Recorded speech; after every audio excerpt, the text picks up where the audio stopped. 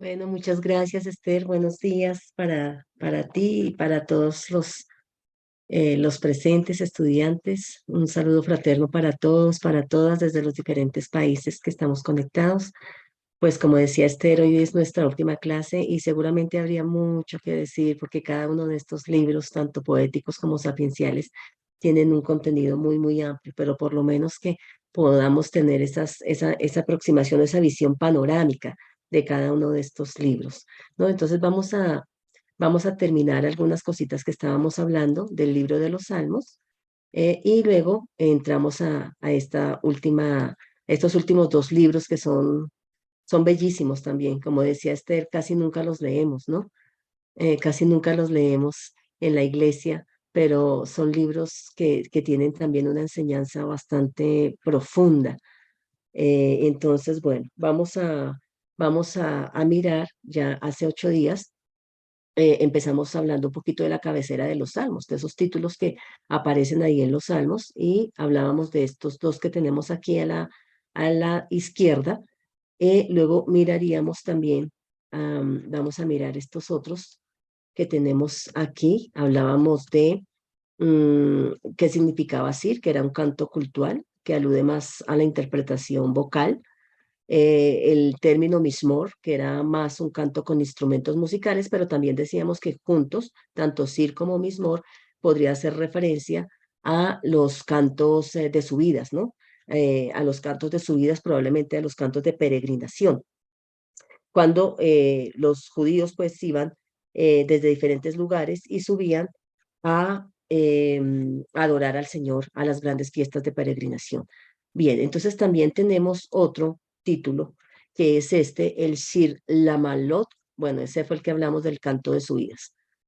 Tenemos masquil, a ese también ya lo habíamos mencionado, es un término que se refiere más a la calidad, ¿no? A la calidad propiamente de la canción, del cántico, es como un técnico, es como un término técnico para referirse a eso, a esa canción artísticamente. Cuando hablamos de calidad, nos estamos refiriendo a esa canción artísticamente bien elaborada, ¿no? Con todos los criterios que se deben tener con respecto a un canto.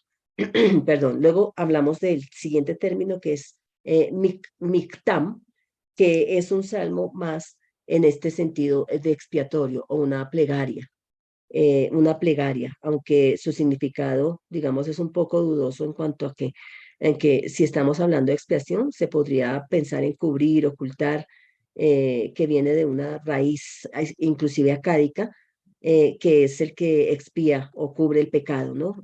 Por eso una plegaria cubierta, una plegaria secreta, es más como una oración del salmista a nivel personal o individual de esa plegaria de perdón, de pedir perdón al Señor por el pecado. Esa es una línea de interpretación. La otra línea de interpretación, por eso decimos que es un poco dudoso el significado, porque ese puede ser uno, pero también podría ser, por ejemplo, con Jeremías 2:22, que allá se encuentra un uso de este término y que habla de la culpa, tu culpa sigue inscrita. Es como que todavía sigue la culpa ahí, ¿no?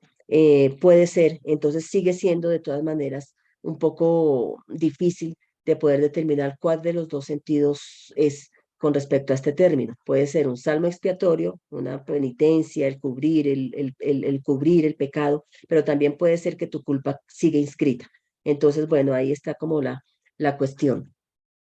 Luego viene otro término que es sigaión, y que también desde una raíz acádica o por una analogía con una raíz acádica se podría traducir como lamentación o súplica, ¿no? El sigaión, lamentación o súplica. Y por último, en esta diapositiva tenemos otro término que es el tejilá, que quizás ese es el más conocido para todos nosotros, el tejilá. El tejilá es un término que se puede traducir o se podría entender en su sentido como un canto de alabanza, como un himno, ¿no? Un himno, un canto de alabanza al Señor. Tiene más características de himno, es lo que podríamos pensar. Luego vamos a la siguiente diapositiva para mirar otros términos. Y en ese sentido, unos términos más musicales que también aparecen en las cabeceras de los himnos, de los salmos. Entonces, tenemos términos técnicos musicales. Está este, Binguinot, que el Binguinot proviene pues de una raíz que quiere decir instrumento de cuerdas, ¿no?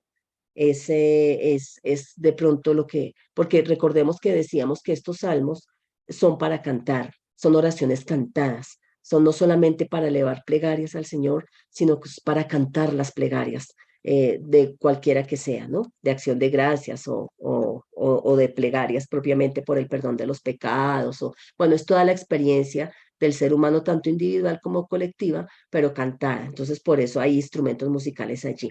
Tenemos este otro término que tenemos acá, que es el Hanejilot, que su sentido sería como acompañamiento, un poco como acompañamiento con flauta, pero indicaría también el sentir pena, el sentir melancolía. Es interesante y valga decir, pues a propósito de esto, me hace recordar el sentir pena o melancolía, que la música judía hoy, en el siglo XXI, la música judía religiosa, tiene esa nota de melancolía. Bueno, los que saben de música, las notas son menores, no hay notas mayores, sino son notas menores porque se conserva esa melancolía en las notas menores, justamente por lo que el templo de Jerusalén no ha sido construido nuevamente, sobre todo para los más ortodoxos que están más interesados en ello.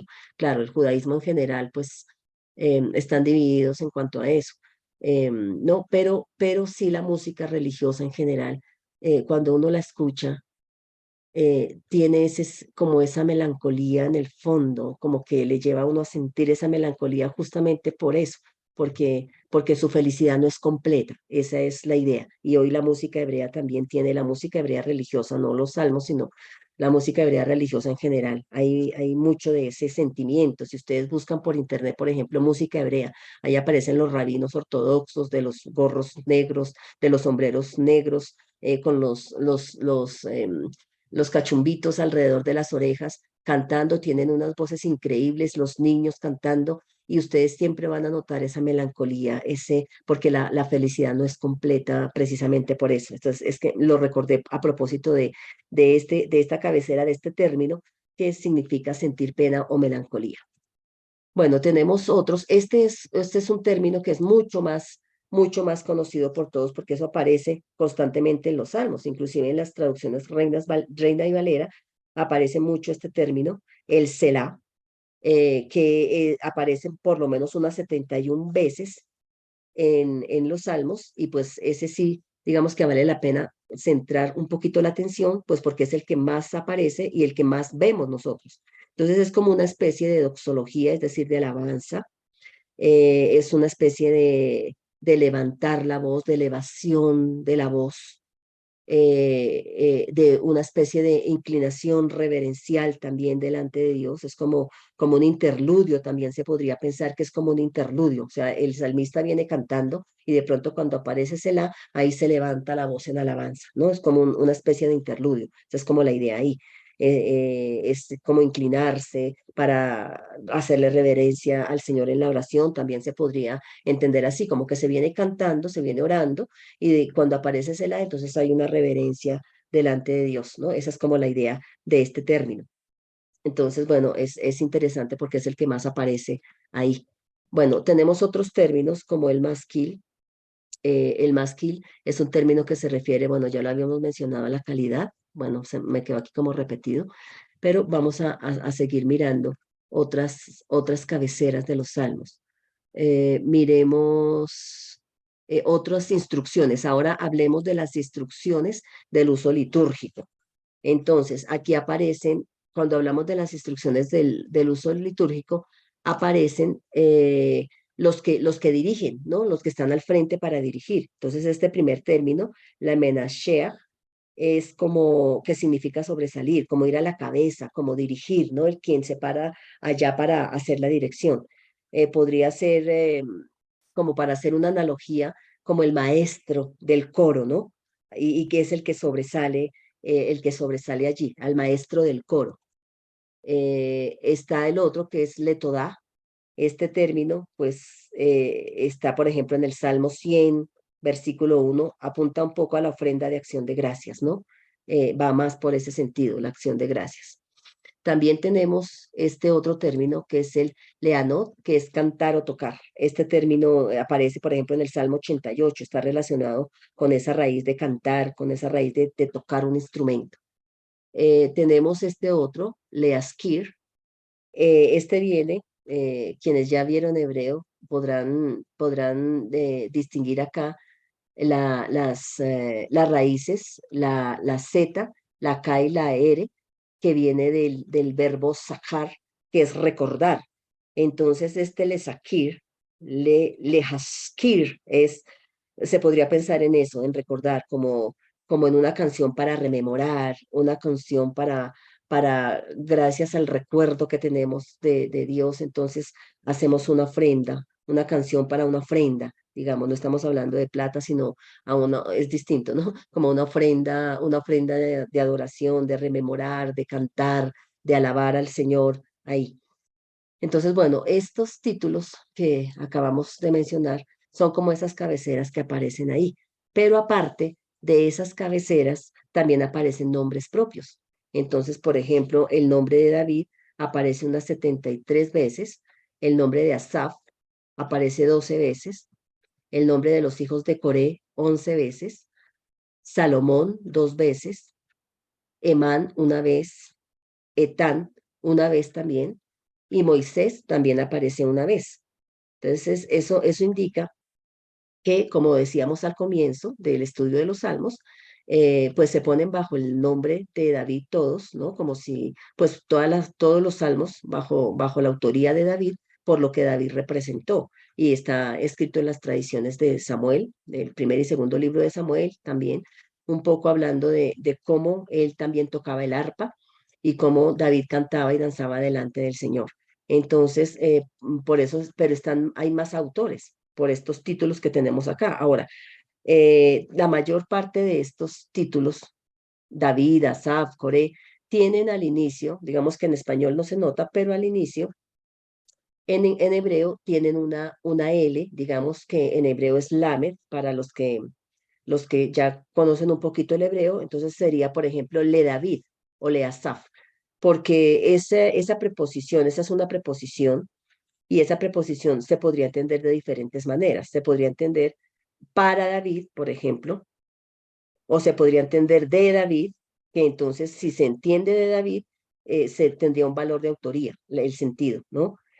Pero digamos que en opinión de los expertos, digamos, de los exégetas, que han estudiado mucho también estos términos y estas cabeceras de los salmos, que son muy antiguas, de hecho, son muy antiguas, por eso hay en ocasiones que algunas de ellas no tienen, es dudoso el sentido y hay que buscar en las raíces arameas, en las raíces acádicas, porque son como de esas primeras lenguas antiguas y hay que mirar un poco como esas raíces y no son tan fáciles de determinar el sentido. Pero esta lamed no se referiría originalmente al autor del salmo, sino a su categoría, es decir, a la colección, digamos, más sería como por ahí, ¿no? Entonces sería la colección, por eso estaríamos hablando de colección de David, la colección de Asaf, la colección de los hijos de Coré, estaríamos hablando como de ese. Entonces, sobre todo en el de David es en el que más se plantean cuestiones los especialistas, porque con respecto a Asaf, a Emán y Etán, que se habla en el primer libro de Crónicas, si recordamos, por allá en el libro primero de Crónicas, capítulo 15, versículo 19, están mencionados allí como los cantores del templo.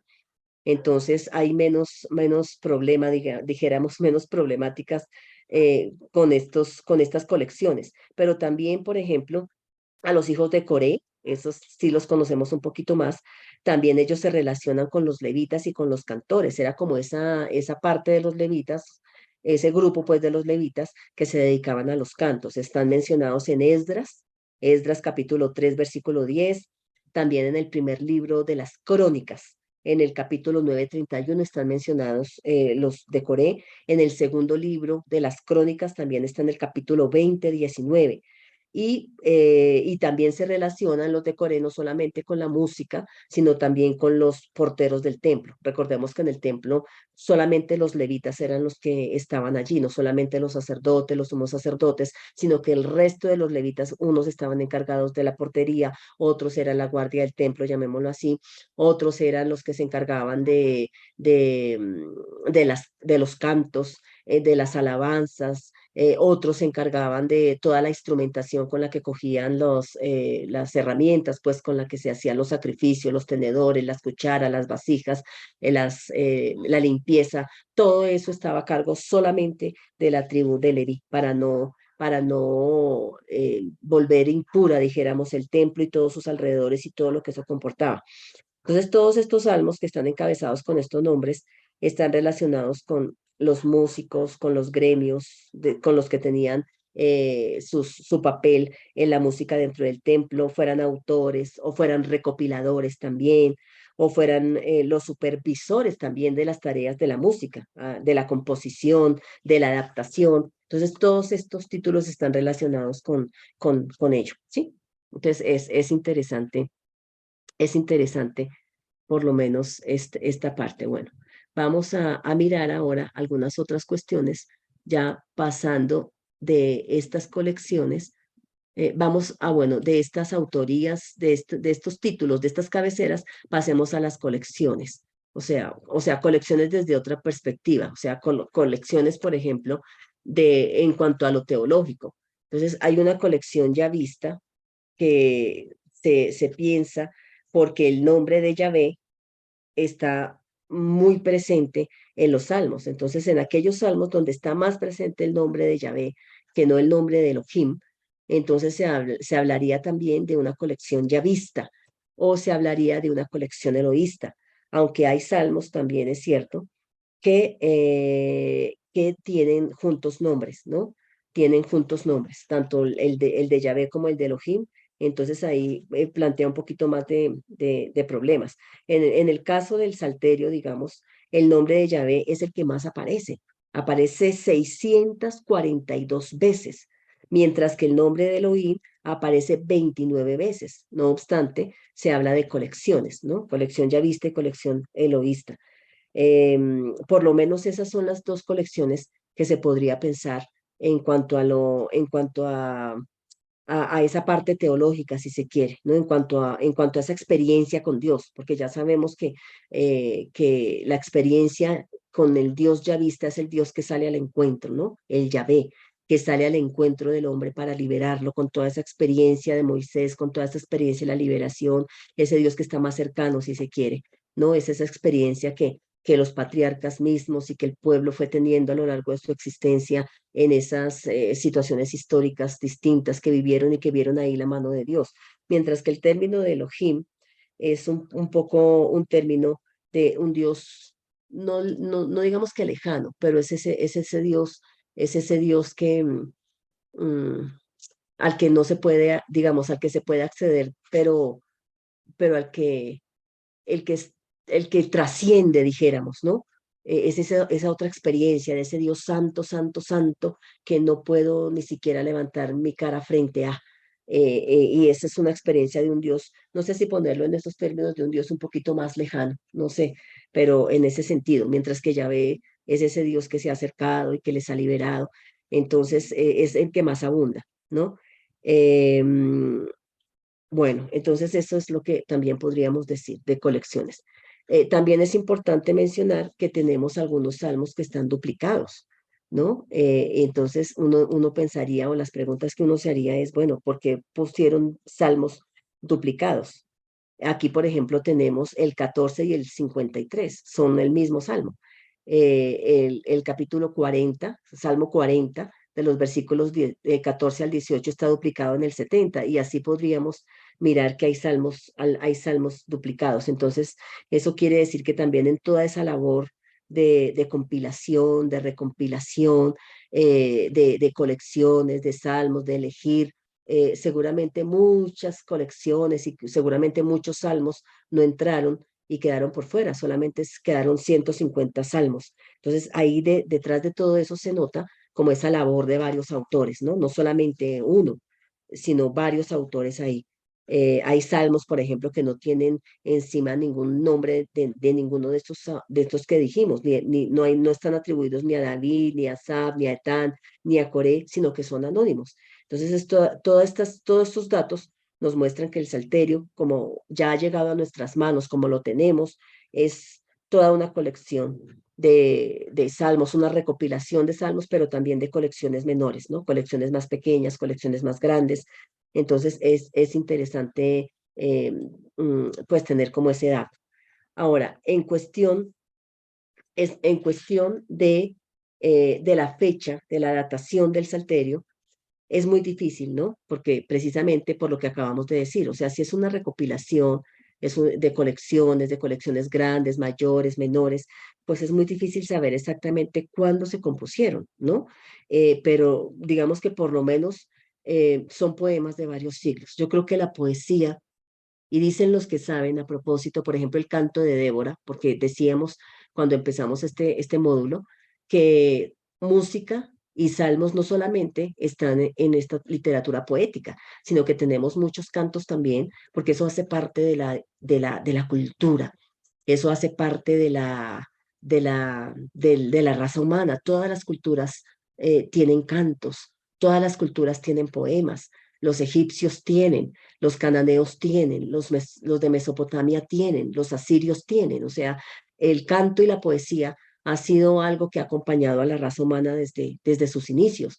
Entonces, podemos decir que también dicen los que saben que, por ejemplo, el canto de Débora puede ser uno de los cantos o de las porciones muy antiguas, supremamente antiguas, ¿no? Inclusive más antiguo, porque si estamos hablando de Débora, bueno, está en el libro de los jueces, no podemos pensar tampoco que el libro de los jueces fue escrito de una sola sentada, como se diría coloquialmente, no hay un autor que se sentó y escribió todo el libro de los jueces, no, hay procesos de redacción. Y de Débora se habla en prosa, es decir, en narrativa, pero luego también se introduce un canto de Débora que alaba al Señor por la liberación. Y ese canto parece que es más antiguo, aunque vaya en un segundo lugar después de lo narrado, parece que es más antiguo de lo narrado, porque lo que es más antiguo en una cultura generalmente son los cantos, es lo que más aparece, porque a través de los cantos se cuenta, a través de los cantos se narra, a través de los cantos se alaban a los dioses, en fin, ¿no? Las experiencias que se viven. Entonces los cantos son de lo más antiguo que hay, pero también es cierto que en los salmos se evidencian poemas de varios siglos, ¿no? Hay salmos que quizás por el contenido, aunque hay salmos que tienen alguna indicación histórica en la parte, también en sus cabeceras. Este salmo lo compuso David, por ejemplo, el 51, que es el más conocido, lo compuso David cuando pasó el suceso con Betsabé y todo lo que ya sabemos que ocurrió, y es un salmo de penitencia. Entonces, digamos que de alguna manera las indicaciones históricas nos ayudarían a ubicar el Salmo. Sin embargo, es cierto que algunos especialistas dicen que por el contenido del Salmo y si está dentro de la colección de David, pues algunos estudiosos consideran que esas indicaciones históricas se pusieron después por el contenido del Salmo. Entonces, no es como probablemente tan seguro pensar que sí realmente ese salmo se compuso en ese momento que vivió David. Bueno, algunos estudiosos plantean eso con respecto a las indicaciones históricas porque son posteriores, pero bueno, de todas maneras, ¿qué diríamos nosotros? Bueno, entonces sí podemos considerar, por ejemplo, porque esa sería la pregunta, el Salmo 51 en esta experiencia tan amarga que tuvo David, bueno, la indicación histórica que es puesta ahí y que es posterior, bueno, podría ser, ¿no? Podríamos decir, bueno, podríamos, aunque no se puede afirmar si realmente sí ese salmo es producto de esa experiencia, pero según los estudiosos, ¿no? Pero de todas maneras es un salmo que refleja a alguien que ha pecado. Y se puede, ¿por qué no decir que fue el momento de David? Pero que también es pertinente para todos los tiempos. También es pertinente para en el momento en que alguien ha pecado y que ha sentido que ha ofendido a Dios porque ha pecado contra su prójimo y entonces he pecado contra mi prójimo, por lo tanto he ofendido al Señor. Y pueda ser un salmo que pueda servir en oración, dijéramos, en un momento donde se siente ese compungirse por haber pecado contra Dios, al haber pecado contra el prójimo. Entonces, como son poemas de varios siglos, hay salmos, por ejemplo, hay salmos que reflejan una situación preexílica, es decir, antes del exilio de Babilonia. Hay otros salmos que están reflejando el exilio de Babilonia y hay otros salmos que están revelando un poco por el contenido lo que sucedió después de Babilonia, o sea, salmos posexílicos. Entonces, los salmos son a lo largo de toda la vida, por lo tanto, son poemas de varios siglos. Entonces, podríamos estar hablando de una primera recopilación, por lo menos entre los siglos tercero y segundo antes de Cristo. Esto es recopilación, no que fueron escritos ahí, porque son salmos que han sido escritos a lo largo de toda la vida de Israel, a lo largo de toda, de toda su existencia, de toda su historia, de todo lo que ha vivido Israel en su experiencia, tanto el salmista de manera personal como, como el salmista, como la colectividad del pueblo. Ahora, ¿qué podemos hablar de la teología de los salmos?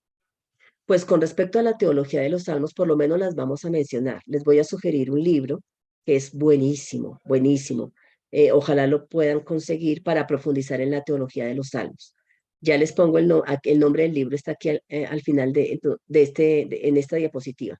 Entonces, miren, hay salmos que hablan del Dios de Israel.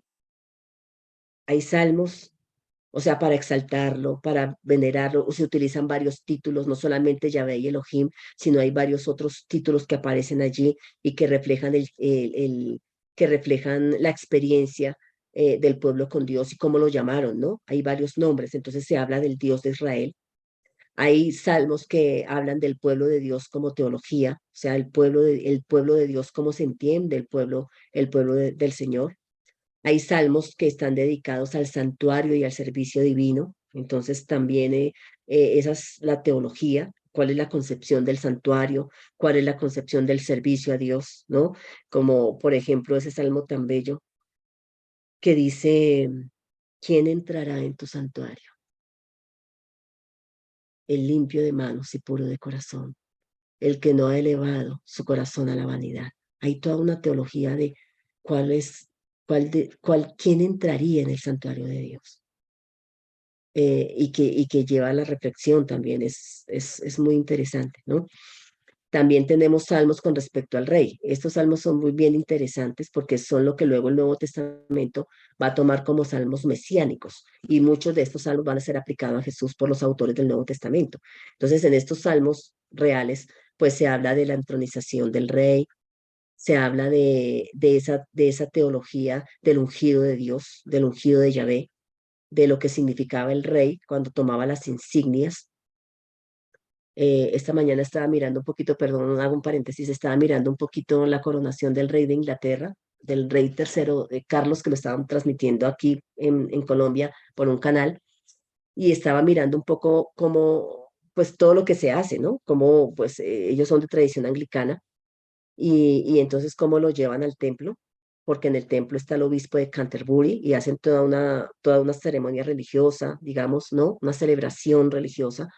Se le otorgan ¿cómo se llama eso? Las insignias, que es la corona, el cetro, la capa, y luego después de toda esa ceremonia que duró como 2 horas, después empieza a hacer una procesión hacia el Palacio de Buckingham y toda la gente está alrededor haciendo ovaciones. Entonces eso me hacía recordar, porque en estos salmos reales, por ejemplo, en el Salmo 110 y en el Salmo 2, que son salmos muy mesiánicos y que se le aplican a Jesucristo, si bien es cierto, no es tan propiamente como era la fiesta de entronización, no tiene todas las características, pero sí se logran vislumbrar algunas. Y dentro de esas características, el rey entraba cuando iba a ser, sobre todo, de aquí se habla de la realeza davídica, ¿no? De la realeza davídica, no de los reyes del norte, sino de los reyes del sur y de esa descendencia o ascendencia de David. Entonces, cuando un rey subía, al trono, era llevado al templo, era llevado al templo. Entonces es interesante porque la tradición anglicana hunde sus raíces en la tradición judía de rey, porque es una monarquía. Entonces miren qué interesante porque se llevaba el rey al templo, en el templo era ungido por el sacerdote y había un oráculo o un mensaje de parte de Dios que decía, le decía, tú eres mi hijo, hoy yo te engendro. O sea, hoy tú empiezas a ser mi primogénito, mi hijo, no porque el rey tuviera un origen ahí de creación, digamos, sino porque en este momento en que tú vas a ser el rey y te vas a sentar a mi derecha, porque Dios es el rey, pero Dios, ¿cómo va a reinar en medio del pueblo? Digamos, de manera visible, si se quiere. ¿Quién hace presente el reinado de Dios? Pues el rey, el monarca. Entonces, por eso hay un oráculo que le dice, tú eres mi hijo, hoy yo te engendro, es decir, empiezas a ser mi primogénito y mi hijo, estás más cerca a mí, siéntate a mi derecha hasta que ponga a tus enemigos por debajo de tus pies. Ahora, el rey entraba, a diferencia del resto del pueblo, en una situación de filiación con Yahvé. No, en Israel nunca se entendió el rey como divino, como en las otras naciones. Por ejemplo, en Egipto el rey era Dios, era la encarnación de Ra. Aquí nunca se entendió así, sino, sino entra en filiación por ser hijo de Dios, pero hijo de Dios porque iba a estar más cerca a Dios, metafóricamente hablando, ¿no? O sea, iba a estar más cerca a Dios, por eso el pueblo se alegraba y en las procesiones el pueblo alababa a Dios y decía que el Señor te oiga, porque por estar más cerca a Dios, él también tenía una función sacerdotal en ese sentido, en una función de mediación. Entonces era el Mesías ungido, el Mesías sacerdote, digamos, en ese sentido, aunque obviamente estaba limitado en cosas, en ofrecer sacrificios y que eso va a ser propio de los sacerdotes, pero sí tenía una función sacerdotal. Pero miren lo interesante porque luego esos salmos reales se le aplican a Jesucristo. Y luego me llama mucho la atención Hebreos, porque Hebreos hace una aplicación, una relectura, una interpretación midrásica, digamos que es una interpretación hermenéutica que hacían los rabinos en el primer siglo y que los autores del Nuevo Testamento no fueron ajenos a ello. Y el autor de Hebreos le aplica el Salmo 2 del 110 y hace mucha citación de otros salmos para decirle al Señor, decirle a cuál ángel le dijo alguna vez, tú eres mi hijo, hoy yo te engendro, siéntate a mi derecha. Está haciendo referencia no a que Jesús tuvo un origen en su creación, nada de eso, sino que al conocer esta tradición de la realeza del rey, pues se entiende que es una fiesta de entronización. O sea, Jesús, ¿qué es? Entonces Jesús es el ungido de Dios, es el que viene de esa ascendencia de David y que viene a establecer el reino. Entonces, cuando él vino a establecer el reino y estableció la justicia, cuando él muere y resucita, es el momento de la exaltación, ¿no? Tú eres mi hijo, hoy yo te engendro. O sea, empiezas a ser mi hijo, mi primogénito, en esa fiesta de entronización, ¿sí? Estamos hablando del Jesús encarnado, no porque él es Dios, obviamente, pero estamos hablando del que se encarnó y que hizo su papel de verdadero rey. O sea, realmente se concretizó en él esas esperanzas mesiánicas que estaban profetizadas en el Antiguo Testamento. Bueno, me detuve un poquito en esto porque esta es una de las grandes teologías de los salmos y que me parece pues pertinente mencionarla porque eso se le aplica al Señor, ¿no? Es interesante. Tenemos otra teología que son, por ejemplo, lo que tiene que ver con los poderes enemigos, ¿no? Un poco también cómo son los enemigos, qué pueden hacer los enemigos, pero cómo Dios está por encima de ellos. Se habla del hombre ante Dios, ¿no? Esa visión antropológica del hombre ante Dios, ¿no? Es muy interesante. Y este es el libro que les digo para que ojalá lo pudieran profundizar, porque pues no tenemos ahí como el tiempo para profundizar en estas teologías, nos faltan otros dos libros, pero bueno, el propósito de este módulo es poder brindar esas herramientas generales para poder acercarnos a estos libros, como esas introducciones generales de cómo acercarnos y estudiarlos. Pues el libro se llama Teología de los Salmos, de Hans Joachim Kraus. Sí, es excelente. Estas son las teologías que este libro trae, que este libro propone.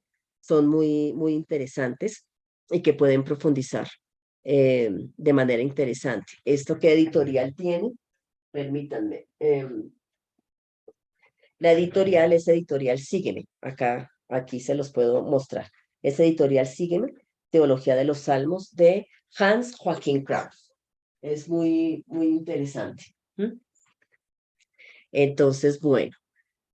Ahora vamos a terminar con el libro de los Salmos, diciendo, vamos a hablar un poquito de los géneros literarios de los Salmos.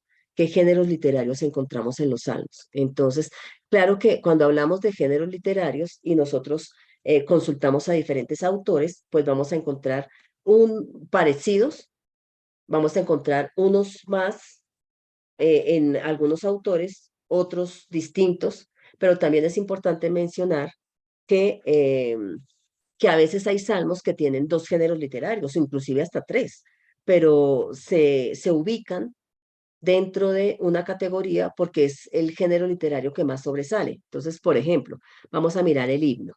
El himno es un canto de alabanza a Dios por sus obras. El tono es festivo, suele ser coral, ¿no? Suele aparecer un coro ahí. ¿Su esquema cuál es? El esquema del himno viene una introducción, luego viene un cuerpo en el himno y viene una conclusión. Y la fórmula que aparece es alabada al Señor porque Él es bueno, ¿no? En la introducción generalmente aparece, puede ser el cantor, puede ser el sacerdote, puede ser el orante que invita al pueblo a alabar al Señor. Luego viene el cuerpo del salmo que nos está mostrando por qué hay que alabar al Señor, cuál es el motivo de la alabanza al Señor, y luego viene una conclusión. Entonces, es lo que estaba diciendo, mira, uno invita a otros a alabanza, a veces es en imperativo, o a veces el mismo salmista se invita a sí mismo, alma mía, alaba al Señor, se invita a sí mismo. Entonces, esta introducción puede reiterarse en varias partes para articular el salmo. Entonces puede ser que que se encuentre esa invitación no solamente al inicio, sino en la mitad y al final, como para tener un hilo que articula todo el salmo, de estar alabando al Señor. En el cuerpo se dan los motivos de la alabanza y en la conclusión a veces se retoma el comienzo. ¿M? Entonces, estos salmos suelen ubicarse dentro de los salmos himnos, el 8, el 19, el 29, el 33. Bueno, ahí esta presentación ustedes la tienen en su aula virtual, entonces para que no se angustien de no poder anotar estos salmos, pero ahí está. Entonces, esta es una propuesta. Como les digo, hay autores que de pronto algunos de estos salmos no lo ubican dentro de la categoría de himnos, sino de pronto dentro de otra categoría, porque el salmo puede tener varios géneros, aunque sobresale uno más, ¿sí? Entonces, bueno, vamos a mirar qué otros salmos tenemos. Tenemos dentro de los himnos, entonces tenemos, tenemos los himnos de la realeza divina, ¿sí? No mesiánicos, de los que acabamos de hablar, sino de la realeza de Dios. Es una especie de himno también, se diferencia por el tema y la situación. Cantan al Señor que toma posesión de su autoridad real, lo cual se representa en una acción litúrgica. Estos son los salmos que mayormente están dentro de este género literario de realeza divina. Tenemos los cantos de Sión. En los cantos de Sión tienen como tema la ciudad santa, ese es el tema principal, el monte del templo, la ocasión es una peregrinación o una fiesta de Judá. Fíjense que en esto, inclusive en los géneros literarios, también vamos descubriendo teologías. Aquí, en el primero, de realeza divina, pues esa es la teología, mayormente la que se resalta ahí, ¿no? La realeza de Dios.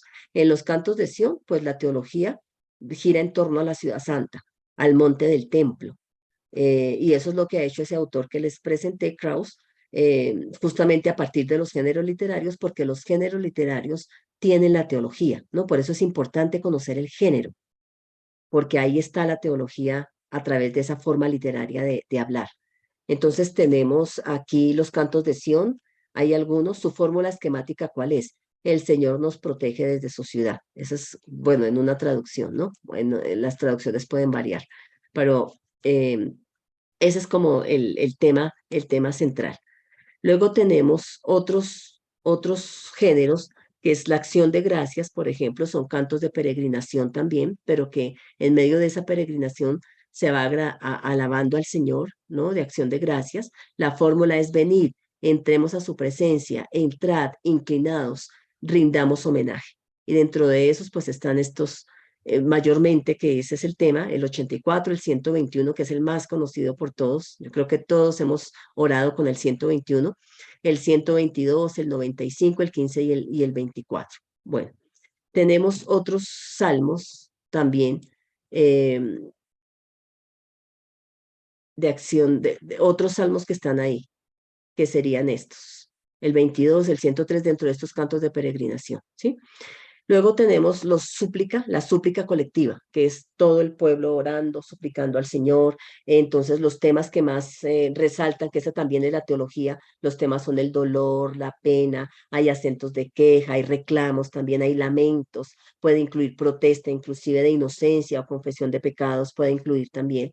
Entonces, dentro de esta categoría de género literario, están estos, el 44, 74, 79, 80, 83, 106 y 125.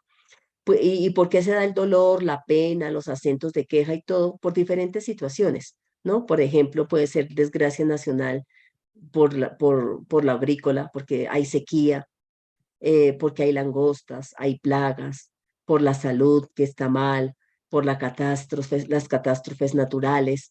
Entonces, estos salmos son los representantes de esta súplica colectiva, ¿sí? Tenemos también estos otros salmos acá, que, por ejemplo, los salmos de súplica individual. Esta sí es más individual.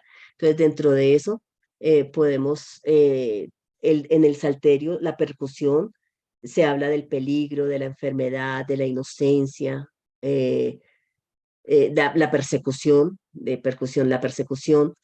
Es una pieza retórica. ¿Qué es retórica? Retórica es que interpela a Dios para que lo socorra, ¿no? Como que le clava, lo urge, como que lo llama, lo urge a que llegue pronto en el socorro, al socorro, ¿no? Describe la desgracia, hay petición de ayuda.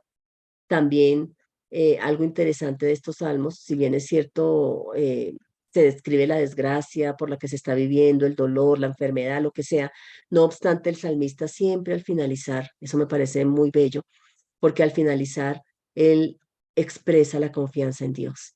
Es como si dijera, como si cantara su desgracia, pero luego en el fondo dice, pero yo sé, Señor, que tú intervendrás. O sea, como que le urge, interviene y luego termina diciendo, yo sé que tú lo harás, ¿no? Es una expresión de confianza.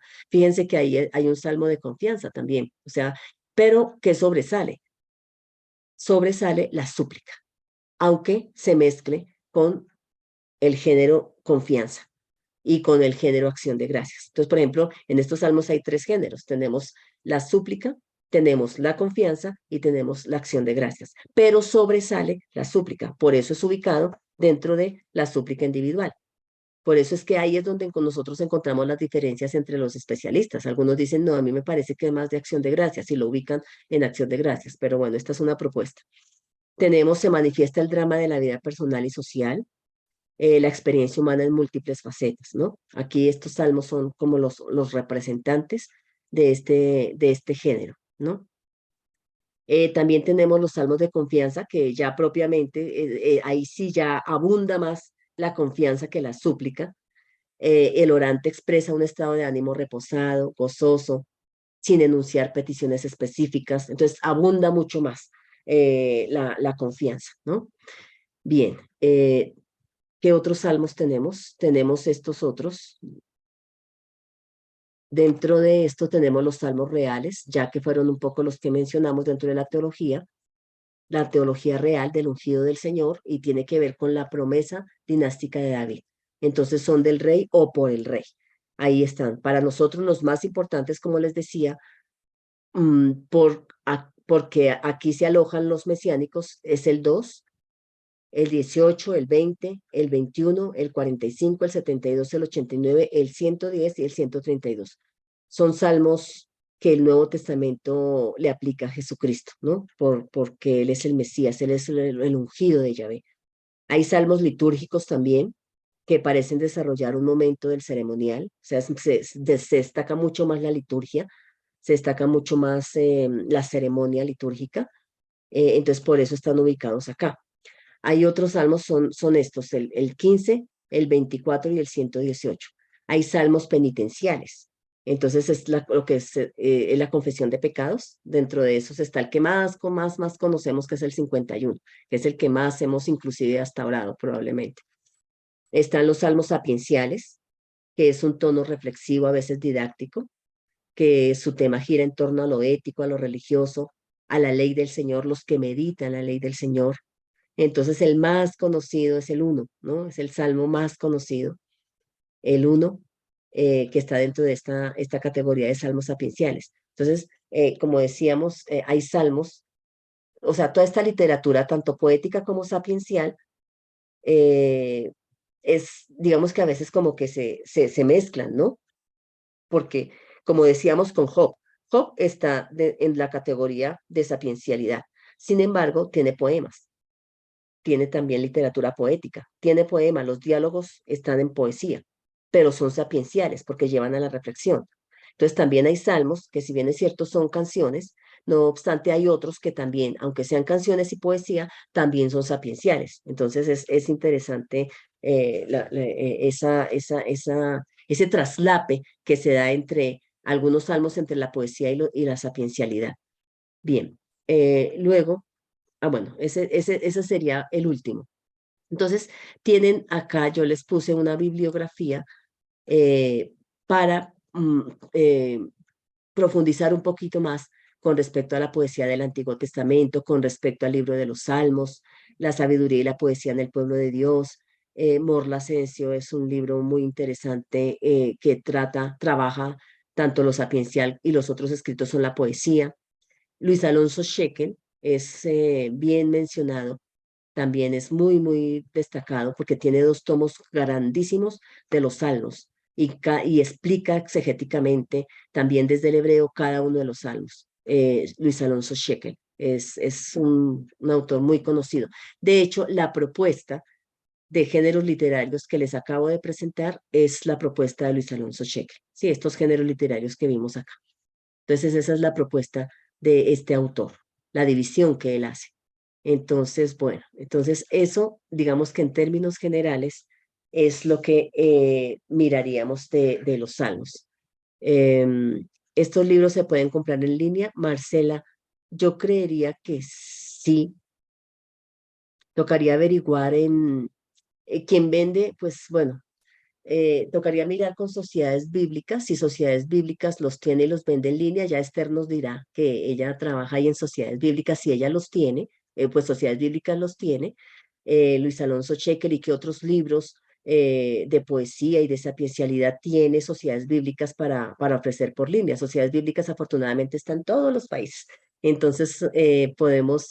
Esa podría ser una posibilidad, habría que preguntar, bueno, ya Esther nos dirá, sí, más adelante, si Sociedades Bíblicas los tiene, porque otra editorial que los vende, esta literatura es especializada, porque es en Sagrada Escritura, es ciencia bíblica. Otra editorial que es especialista en Sagrada Escritura es Verbo Divino. Entonces, bueno, son esas dos. Habría que preguntar entonces en línea si estos libros los tiene Sociedades, si estos libros los tiene Verbo Divino, cuánto valen y todo eso. Por ahí sería, Marcela, para responder a tu pregunta. Bueno, entonces vamos a entrar. Eso solamente es una generalidad, ¿no? Porque bueno, de los salmos sí habría que todo un semestre, yo creo, todo un semestre porque para entrar a mirar cada uno de los salmos, por lo menos un representante de cada género y poderlo analizar bien, sería muy bonito, ¿no? Pero bueno, por lo menos las generalidades. Recuerden que estos salmos también están con esa introducción que hicimos de los paralelismos sintéticos, los paralelismos sinonímicos, los paralelismos antitéticos, las figuras del lenguaje, las metáforas, toda esa introducción que dimos a la literatura poética y sapiencial, los salmos están así. Están así. Entonces, es muy interesante poderlos estudiar mirando todas esas características, porque al mirar todos esos paralelismos, ahí también encontramos la teología, ahí, en los paralelismos, en las figuras del lenguaje, no en la retórica, quizás si son salmos sapienciales, es muy interesante. Entonces, bueno, vamos a mirar las generalidades también del Cantar, que es un libro, como decía Esther, que casi no leemos. Yo creo que muy poco leemos el Cantar de los Cantares. Es un libro bien interesante. Entonces, vamos a mirar las principales características de este libro, el Cantar de los Cantares. Bueno, permítanme, porque a veces cuando lo estoy pasando no me deja. Ahora sí, el cantar de los cantares. Entonces, vamos a mirar en un primer momento el título. El título del libro, bueno, esta obra tiene 8 capítulos, como todos sabemos. Quizás nos hemos acercado a un texto que es ponme como una marca en tu corazón. Yo creo que ese texto sí hasta lo hemos utilizado y bueno, ese sí, pero de resto del libro como tal, pues miren, tiene 8 capítulos que son breves. En hebreo, este es el título, Shir Hashirim, Sherli Shlomo, que la Biblia de la Septuaginta, es decir, la Biblia griega, la traducción griega, traduce asma asmatón.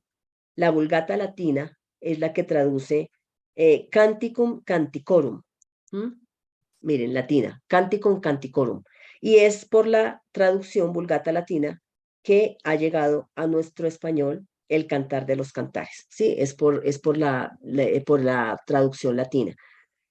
Cuando se habla del Cantar de los Cantares, se le está dando un sentido superlativo, ¿no? Es el más grande, es como decir el cantar por excelencia, el mejor de los cantares.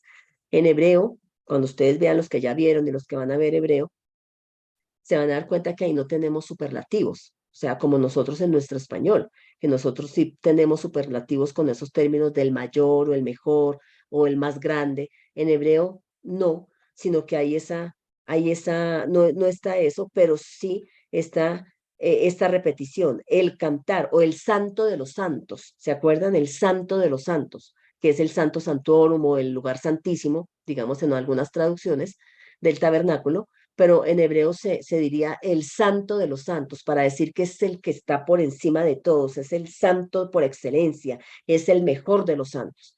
Y en este caso de los cantares, es el mejor de los cantares porque había muchos otros cantares. Es una poesía, es una poesía más de carácter del amor, dijéramos, del amor entre una pareja, ¿no? Entonces, por eso tiene términos, cuando nosotros lo leemos, tiene términos muy eróticos, ¿no? Pero es un erotismo de una pareja, por eso el novio mira a la novia y la describe con figuras muy lindas, describe su cuerpo, la novia también del novio. Generalmente estos cantares se utilizaban en las fiestas en las ceremonias, en las bodas, ¿no? Entonces en las bodas pues se cantaban, el novio a la novia se cantaban y se decían estas cosas muy, muy bellas a manera de poesía, ¿no? Se cantaban, se describían a manera de poesía. Ahora, con respecto a, bueno, aquí tenemos, Gedeón dice, el estudio de los salmos es amplio y profundo. Sí, exactamente, Gedeón, sí.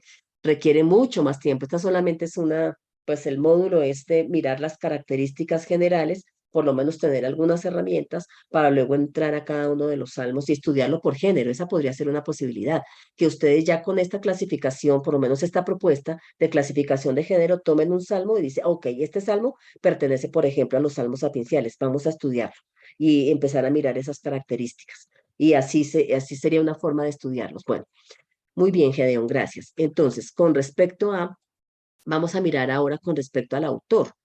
¿Qué pasa con el autor de los salmos? Porque en su cabecera dice que salmos, el cantar Sherli Shlomo, como salmos de Salomón. Bueno, la construcción Lishlomo se puede de todas maneras ver desde diferentes perspectivas. Puede ser escrito por Salomón o puede ser de Salomón o al estilo de Salomón o referente a Salomón o en honor a Salomón. Entonces no podemos determinar con certeza a qué se refiere ese Lishlomo.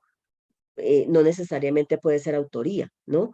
Sino a todo lo que he dicho en honor a Salomón, referente a Salomón. Es difícil saber realmente lo que pretendió el autor que lo escribió con esa forma de escribir ahí, ¿no?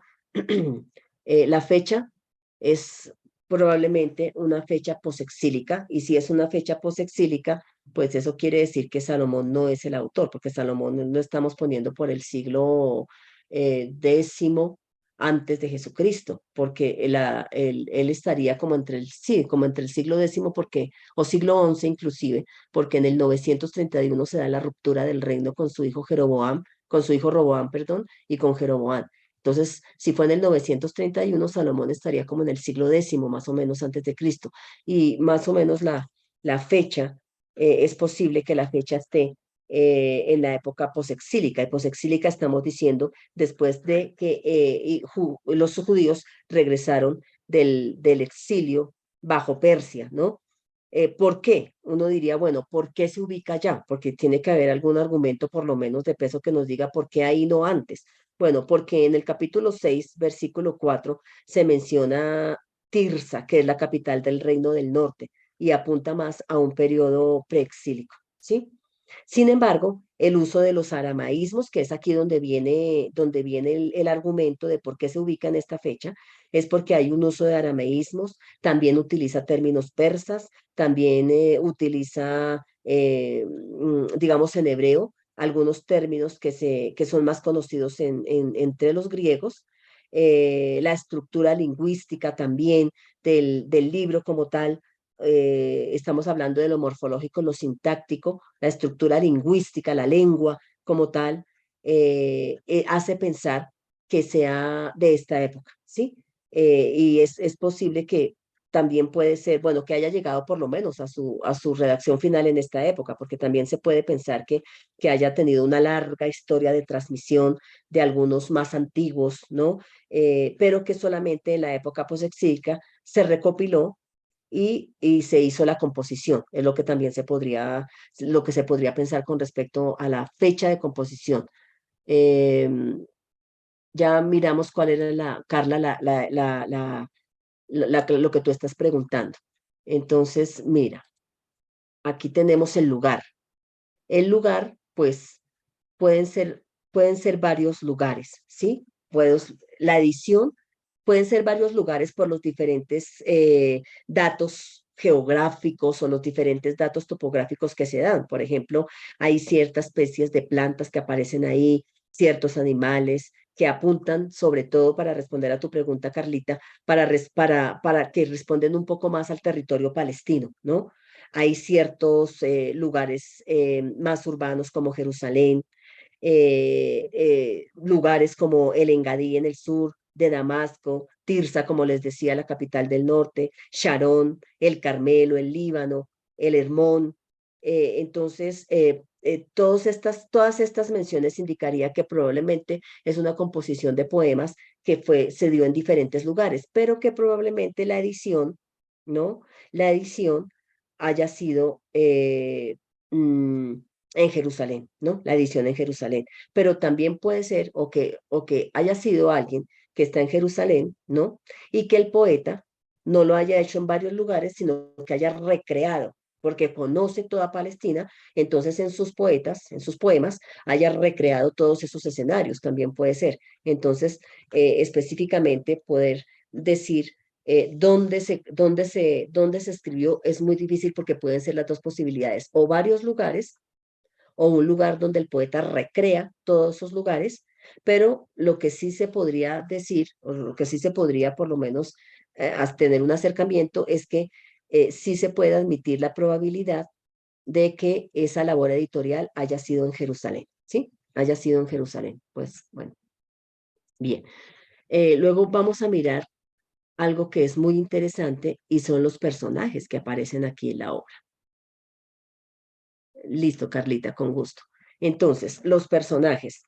Entonces, vamos a mirar que aquí aparecen personajes interesantes. Dentro de los personajes hay dos actores principales que pues son una pareja, ¿no? Dentro de esa pareja pues tenemos la Sulamita en el 7:1, pero también tenemos a un joven. Puede ser un joven campesino que está mencionado en el capítulo 1 de los versículos 7 al 8, o puede ser un rey que está mencionado en el capítulo 1, versículos 4, 14, capítulo 7, versículos 6. Serían como los personajes principales. Dentro de esos personajes nosotros vamos a encontrar bueno, otro personaje importante que aparece ahí son un coro, ¿no? En el capítulo 5 9 capítulo 6 del 1 al 10 y capítulo 7 versículo 1a. También entran en escena como un coro, pues porque son cantos. Entonces hay dos personajes. Es como, no sé si ustedes, seguramente sí, eh, bueno, yo nunca lo he asistido, lo he visto por televisión, nunca he asistido, pero cuando se asiste a la zarzuela, ¿no? A la zarzuela, que hay toda una historia montada en escena y hay personajes, es toda una historia donde hay una tenor o una contralto que canta y luego hay un hombre que le responde, pero en el fondo también está el coro. Esa es como la idea acá, ¿sí? Es como la idea acá, es toda una historia puesta en escena a través de coros. Entonces encontramos ahí que ellos van a estar, vamos a encontrar diálogos, vamos a encontrar monólogos, vamos a encontrar, se descubre pues la presencia de estos dos actores que son dos personas que se aman, pongámoslo en esos términos, ¿no? Que manifiestan sus deseos amorosos, que anhelan esa consumación del amor, que en algún momento en esos diálogos entre uno y otro aparece el coro y que puede ser que esté aquí, puede ser que este coro se trate de las muchachas de Jerusalén que están mencionadas, de hecho, ay, perdón, que están mencionadas, que están mencionadas ahí en el, sí, es que me quedó un poquito aquí, sí, listo, que aparezcan, que están mencionadas en el capítulo 1.5, por ejemplo, en el 2.7, en el 3.5, que habla de las muchachas de Jerusalén, de las muchachas de Sión, ¿no? Entonces, es lo que aparecen en escena también. Bueno, vamos a mirar ahora qué más podemos encontrar acá. Bueno, el cantar de los cantares. Bueno, antes de pasar como al léxico, a esos términos que aparecen ahí propios, que son propios del cantar, pues hablamos de cuando se habla uno de los protagonistas, que puede ser el campesino o que puede ser el rey, la pregunta que salta a la vista es porque aparece un ambiente rural en algunos pasajes, ¿no? Y hay pastores alrededor, ¿no? Y algunos comentaristas por eso hablan de un joven campesino, que es probablemente que sea un joven campesino, pero también el uso del término rey, que está dirigida por la amada al amado, en el 1.4, en el 7.6, y también en el capítulo 3, versículos 9 al 11, se menciona de manera explícita al rey, se menciona a Salomón. Entonces, por eso algunos han pensado que puede ser una boda real, puede ser la boda real, puede ser en esa boda real se habla de un drama del novio que ha sido abandonado, eh, pero también se habla del fruto de ese amor, de esta pareja. Eh, a veces vamos a encontrar que es como si el novio se fuera y la esposa dice dónde estás y se tratan de encontrar. Es un poema bien, bien bonito, bien, bien interesante, ¿no? Marcela dice, una vez escuché que Cantares era la relación de Dios con Israel. ¿Hay alguna relación? Ah, bueno, Marcela, muchas gracias por tu pregunta, porque luego al final, pero para no escomoterte la pregunta, la vamos a adelantar, porque después de pronto se me olvida. Entonces, mira, depende de las interpretaciones que se le han dado a este libro, porque en un primer momento sí, digamos que este libro fue muy discutido para entrar al canon entre los judíos. ¿Por qué? Porque es que primero, pues bueno, tiene obviamente tiene un lenguaje erótico, pero es un lenguaje erótico que no es que sea malo, porque no es malo, porque se habla del amor, ¿cierto? Pero era un cantar que podría ser utilizado de manera secular, sea porque habla del novio y la novia en bodas, o de pronto se podría utilizar entre una pareja que no necesariamente estén dentro de una boda o dentro de una ceremonia real o una ceremonia pues de boda, de matrimonio, pero que se utilizaba para cantárselo el hombre a la mujer y viceversa.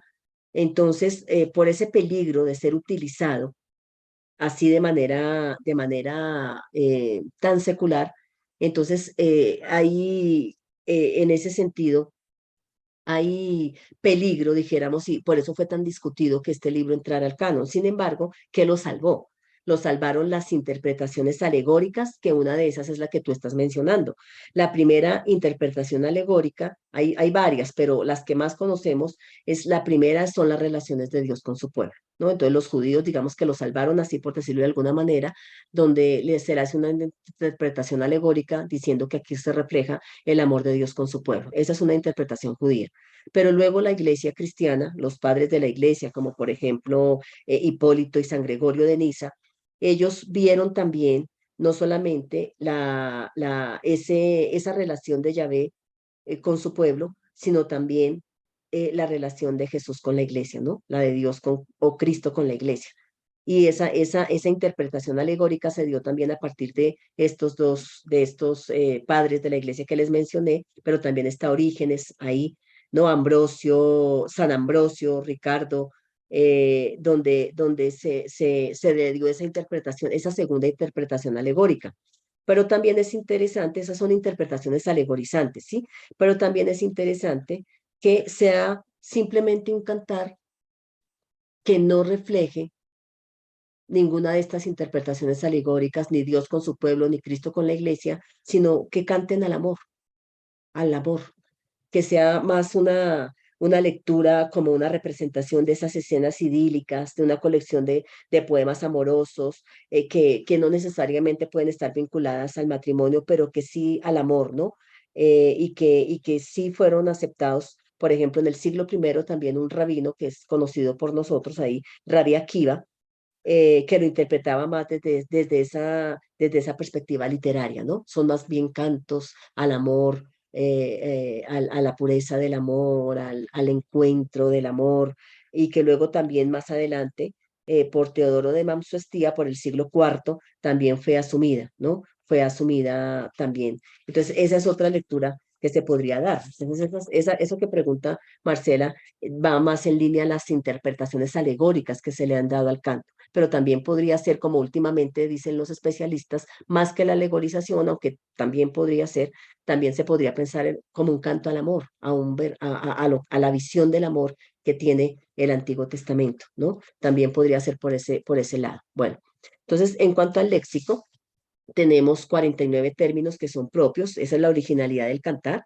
en esos 49 términos dentro del Antiguo Testamento. Algunos son préstamos extranjeros, como por ejemplo, dentro de los préstamos extranjeros tenemos de origen persa, por ejemplo, el jardín, el paraíso, del origen sánscrito, el cinamomo, el nardo, la púrpura, son elementos, préstamos. Tenemos términos relativos al amor, pues eso sí son muchísimos, ¿no?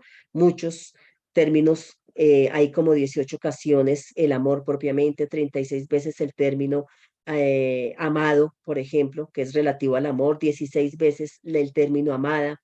Se alude también por ejemplo, el cuerpo físico, la descripción del cuerpo físico, se alude a la hermosura física en 21 ocasiones, ¿no? Hay momentos a lo largo del cantar en los que los ojos del amado se pasean, como les decía al principio, por el cuerpo de su amada, o viceversa, tratando de describir sus encantos. Entonces aparecen términos como la nariz, la cara, la boca, el vientre, las caderas, los muslos, el corazón, las mejillas, ¿no? El brazo, el cuello, son términos muy, muy bonitos. Inclusive hay términos, como decíamos, términos, bueno, del cabello también, de los dientes, las trenzas, los pechos, ¿no? Las piernas, el ombligo. El lenguaje es erótico, ¿no? Pero es un erotismo bello, es un erotismo que no raya en lo vulgar, sino es justamente la belleza del amor, ¿no? Entonces, a la descripción de ese cuerpo también lo acompaña, pues obviamente, mire, un vocabulario de deseo, un vocabulario de alegría.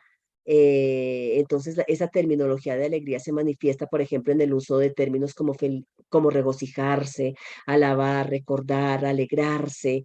El deseo también aparece ahí, desear, abrazar, deseo abrazarte, deseo besarte, tocarte, bueno, son términos que también aparecen ahí de manera importante en el léxico, ¿no? Bueno, con gusto, Marci. Bueno, entonces es parte del vocabulario que tenemos ahí todo el mundo de los sentidos, ¿no? Que también aparece ahí. O sea, si uno se pone a leer el Cantar de Recorrido, pues despierta también a los sentidos para mirar cómo se habla de la flora, de la fauna, como que lo lleva a uno a recrear una historia de amor en medio de un paisaje, ¿no? Entonces habla de flora, de fauna, a veces hay fauna exóticas, ¿no? Las relaciones entre los personajes está también cargado de un mundo de sensaciones, ¿no? De colinas, montañas, el Líbano, los árboles, las flores, los frutos, aparecen los narcisos, los lirios, ¿no? Las flores del ciprés, las mandrágoras, las granadas, los perfumes. Bueno, es toda una sensación que invita no solamente a la visión, sino al sentir, a los olores. Es todo, todo gira en torno a estos elementos de sensaciones a la amada. La amada es comparada con un jardín, por ejemplo, ¿no?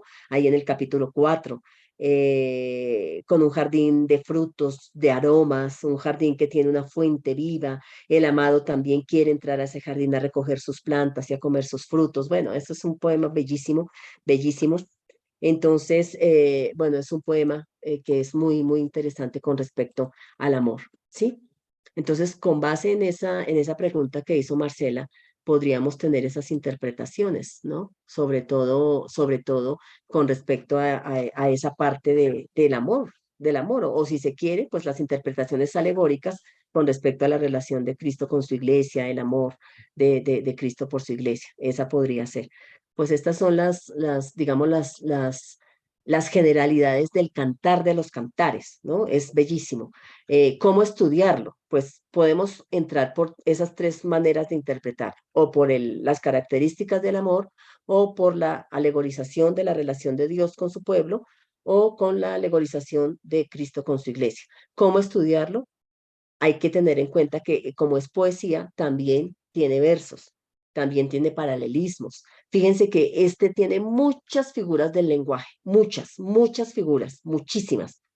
Entonces, poder ir haciendo un recorrido por todo este libro que no es tan largo, que tiene 8 capítulos, pero teniendo en cuenta los paralelismos, recuerden, los paralelismos sinonímicos, antitéticos, sintéticos, esas figuras del lenguaje para profundizar ahí como en esa poesía tan bella, ¿no? Y la aplicación, pues sí, depende de esa lectura alegórica que se le quiera dar. Si se quiere hacer una interpretación a el amor de Cristo por su iglesia, pues se puede profundizar por ese lado. Eso depende por dónde se quiera hacer la aplicación, pero es muy bello, ¿no? Inclusive se podría, como se dice últimamente, más que la alegorización, se podría pensar en el amor, en mirar las características del amor del amado por su amada, no necesariamente en un matrimonio, pero digamos entre los novios o entre los esposos también cuando ya están casados, no solamente en el matrimonio, sino cuando ya están casados, es mirar como esas características del amor, por ahí también se podría hacer la aplicación, digamos, ¿no? Es bello, el poema es bello realmente. Bueno, entonces vamos a pasar al libro de las lamentaciones, por lo menos una aproximación al cantar. Ahora, el libro de las lamentaciones. Este libro tiene un título también. El título del libro en el hebreo es este kinot. Eh, es como un término característico que tiene que ver con la lamentación, con el canto fúnebre, ¿no? Con la elegía, con la elegía. Entonces, por eso el término técnico del género lamentación se ve también ahí en el título, ¿no? Está más consonancia con el contenido de la obra. Entonces, también podemos, ese título en hebreo, que es el kinot, que es propio para la elegía, para el canto fúnebre, también lo sugiere pues el título en la versión griega y en la versión latina, ¿no? En la versión latina es el Lamentaciones y ahí es de donde viene en nuestro español sale Lamentaciones, ¿no? Eh, bueno, en cuanto al lugar y la fecha, puede ser un periodo exílico en Palestina, es decir, cuando estamos hablando del periodo exílico, nos estamos refiriendo a cuando ellos estuvieron, cuando Judá fue llevada por Babilonia al exilio, porque realmente es lo que refleja este libro, ¿no? existen pues esas pruebas de que el lugar, en el lugar en que probablemente se haya comenzado a celebrarse, si se quiere, o a hacer esas lamentaciones, haya sido en el templo destruido, ¿no? En la destrucción de la ciudad, como lo dice Jeremías en el capítulo 41, ¿no? Eh, Puede ser que en Jerusalén, recordemos que hubo un grupo de judíos, digamos que la crema innata, entre esos pues el rey, pero también los cortesanos, digamos como los artesanos, los de mejor posición económica fueron los que fueron llevados a Babilonia. En Jerusalén quedaron los campesinos, los pobres, y Jeremías pues nos cuenta un poco también. No se sabe exactamente qué tipo de celebraciones litúrgicas se hacían, pues que ya no había templo, el templo había sido arrasado por Nabucodonosor, pero por lo menos es probable que se hayan dado grandes jornadas de ayuno, quizás unas 4 veces al año, por lo que dice Jeremías allá en el 41, y para conmemorar o hacer memoria de la caída de Jerusalén. Y esa costumbre se tuvo durante todo el destierro y por lo menos se prolongó hasta la reconstrucción del templo, que está mencionada en Zacarías capítulo 7 y capítulo 8, ¿no? Entonces, así las cosas, podemos preguntarnos o podemos concluir que la época de la composición de estos poemas tiene que ser este periodo tan fuerte, entre la destrucción de Jerusalén, por lo menos entre el 587 antes de Cristo y el 539 cuando Ciro pronuncia su edicto para que los judíos y todos aquellos que habían sido llevados al exilio, no solamente el pueblo judío, vuelvan nuevamente a su tierra, ¿no? Entonces, con respecto al lugar de composición, entonces podríamos pensar que sea Palestina, ¿no? Es ahí, el cantar también es un texto que generalmente no nos acercamos a él, pero el cantar es esa expresión de lamento por la destrucción del pueblo, esa expresión de lamento por la destrucción de la ciudad, por la destrucción del templo fue tan importante para el pueblo judío. ¿Mm? Es probable, Carla, tú dices los llevados al exilio fueron, eh, quién sabe si los llevados al exilio o más bien alguien de Palestina, porque esa lamentación se dio en Palestina. Claro, los que se fueron al exilio también se lamentaron. O sea, estuvieron en el exilio. De hecho, hay unos salmos que dicen, pero nos pedían que cantáramos junto a los ríos de Babilonia, pero ¿cómo podemos cantar en una tierra extraña, en una tierra donde ya no tenemos nada? ¿Cómo podemos cantar? Y hay un salmo así, ¿no? Los acomodados, sí, nos referimos a aquellos, los que se fueron, fueron más la crema innata, los acomodados, los adinerados, todos, el rey, la corte, todos ellos, los artesanos que tenían mejor situación económica, todos ellos fueron los que se fueron al exilio. Los que se quedaron en Jerusalén fueron el pueblo más pobre, que es el que siempre sufre, ¿no? Es el que más sufre siempre, aunque bueno, los que se fueron también sufrieron. Pero digamos que cuando uno mira un poco la historia, los que se fueron de alguna manera, ellos lograron echar raíces también, muchos. O sea, se ha encontrado la arqueología desenterrado eh, lugares en Babilonia donde hubo barrios judíos y gente prestante, gente que empezó a manejar, que estaba detrás del comercio, detrás, o sea, los que fueron a Babilonia tuvieron la posibilidad de echar raíces, dijéramos, y de salir adelante, por ponerlo de alguna manera.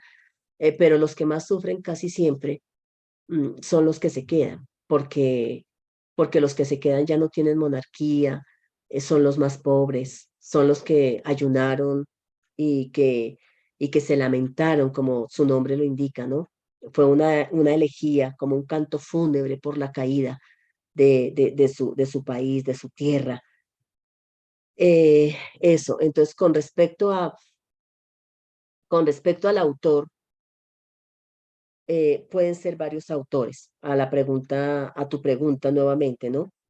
Hay algunas semejanzas de forma y contenido que de pronto algunos han llegado a pensar que es el mismo autor, ¿no? Tenemos aquí cuatro poemas en el libro en este libro, hay cuatro poemas, y en esos cuatro poemas se ve un poco eh, el estilo, ¿no? La semejanza del contenido, la semejanza de estilo, y eso es lo que puede llevar a pensar que sea un mismo autor, ¿no? Pero son cuatro o cinco poemas lo que tenemos aquí, pero cada uno de estos poemas del libro, pues es un poema acróstico, es un poema alfabético, y que habla de esa forma, digamos, esa es el género literario que se utiliza, bueno, es poesía, y dentro de la poesía uno de esos recursos literarios es el acróstico, como vimos al principio, y cada uno de estos cinco poemas o de estos cinco capítulos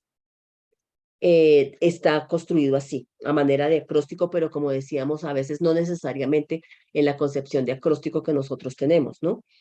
Puede empezar con sí, con una letra del alfabeto, pero viene a hablar de esa, el tema común, pues obviamente es la caída de Jerusalén, pero también hay algunos estudiosos que sí han visto en esos cinco capítulos ciertas diferencias, que eso es lo que lleva a pensar que esas diferencias nos podrían llevar a concluir que no es solamente un autor, aunque haya similitudes de contenido.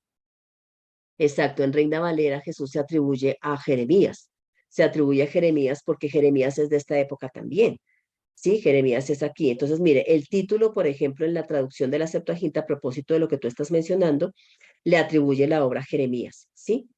Porque es posible que ustedes leerán en el segundo libro de las Crónicas, capítulo 35-25, allá dice que Jeremías compuso una elegía en su honor, o sea, en el honor de Josías, que fue uno de los reyes, ¿no? Que claro que es, antes, eso es antes de la caída de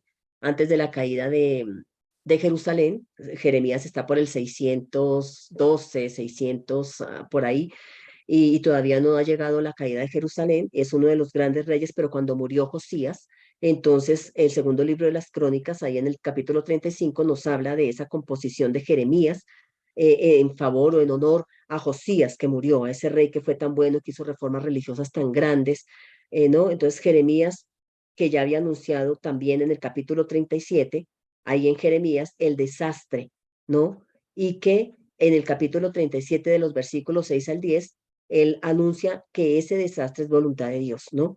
Y es voluntad de Dios justamente porque el pueblo ha sido infiel a la alianza, ¿no? Entonces habría exhortado al pueblo a que acepten, dijéramos, ese es lo que, no sé si ponerlo en esos términos, que no suene como que es un Dios castigador, ¿no? Sino que el pueblo tuvo que asumir consecuencias, pero Jeremías sí dice, ¿no? Que había exhortado al pueblo a aceptar ese deseo divino, al propio tiempo también que anuncia, no solamente, o sea, necesitan una reprensión, si se quiere, ¿no? O sea, ellos llegaron al exilio también porque ellos mismos digamos que ellos mismos lo produjeron, porque Jeremías les dijo, no se levanten, no hagan alianza con nadie, ahorita no es posible hacerlo, y algunos pensaron que Jeremías estaba a favor de lo que estaba sucediendo y que estaba a favor de Babilonia, y no, eso no era tal. Lo que pasa es que él tenía la capacidad, los profetas tenían también la capacidad de hacer un análisis social y político,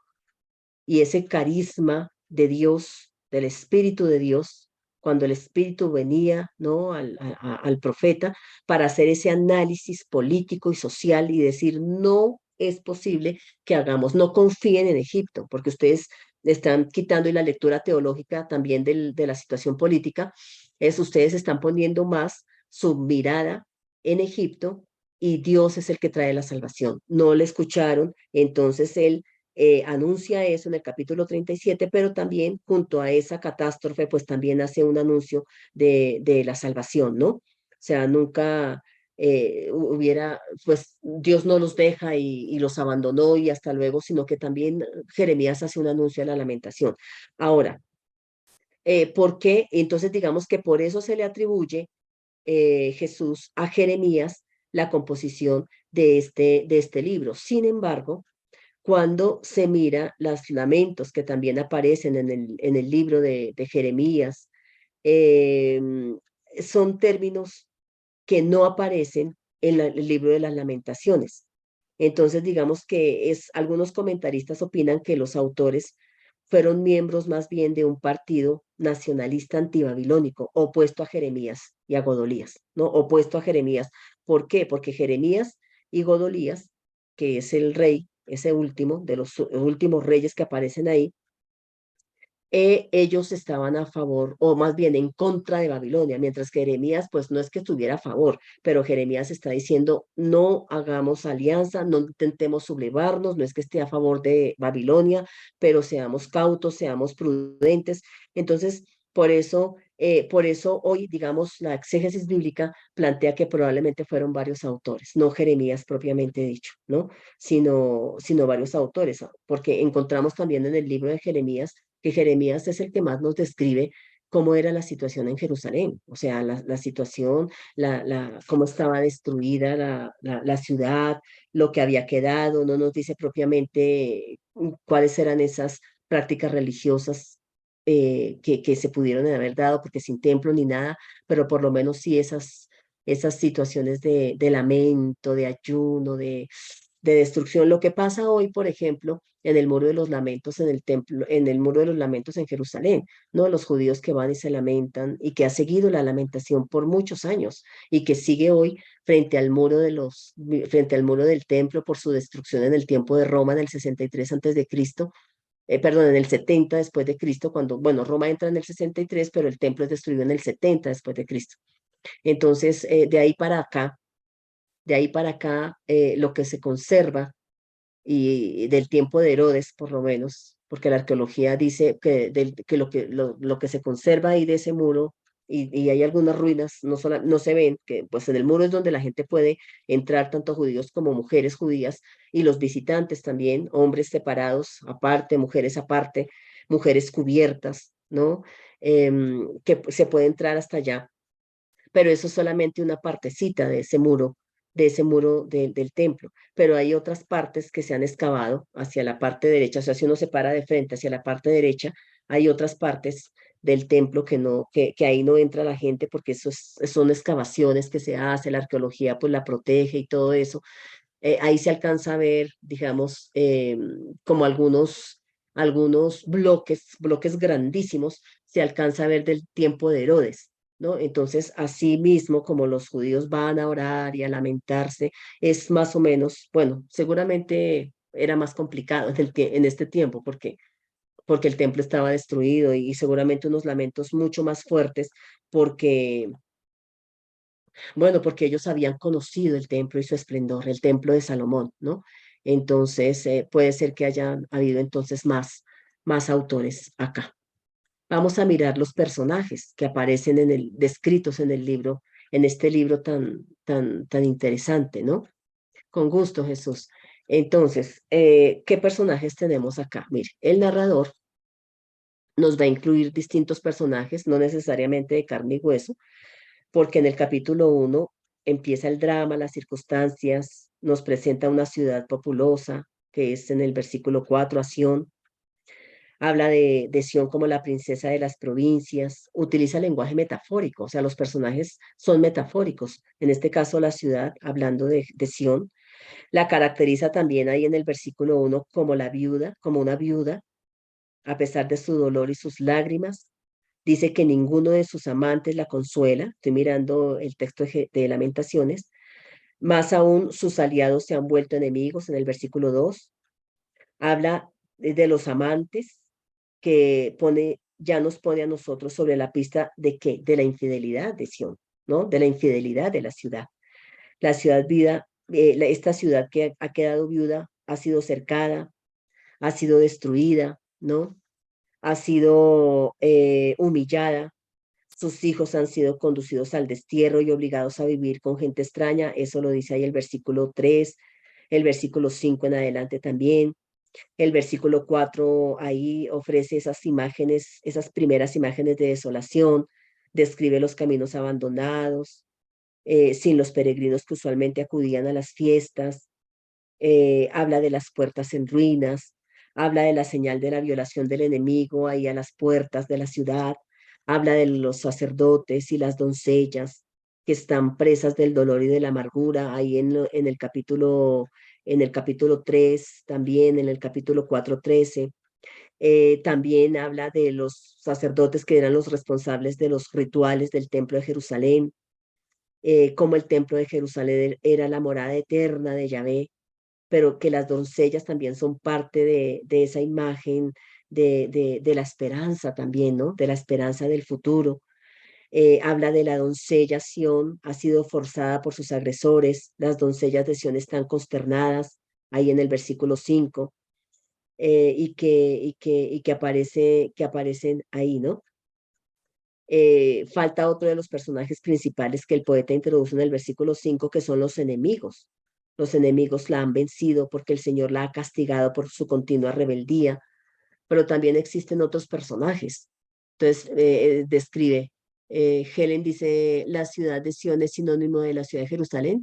Sí, sí, Helen, la ciudad, el monte Sión, ¿no? Y se habla de Jerusalén como la ciudad de Sión. Y en el monte Sión está el templo, el monte Sión está en Jerusalén, ajá, está en Jerusalén. Entonces, digamos que a veces se, se entrecruzan los términos, entonces por eso habla de ella, de la ciudad como la ciudad de Sión, ¿no? Y que pues ahí en la ciudad de Sión estaba el templo, ¿no? Estaba el templo, por eso habla de la doncella de Sión, y que ha sido violada, digamos, ¿no?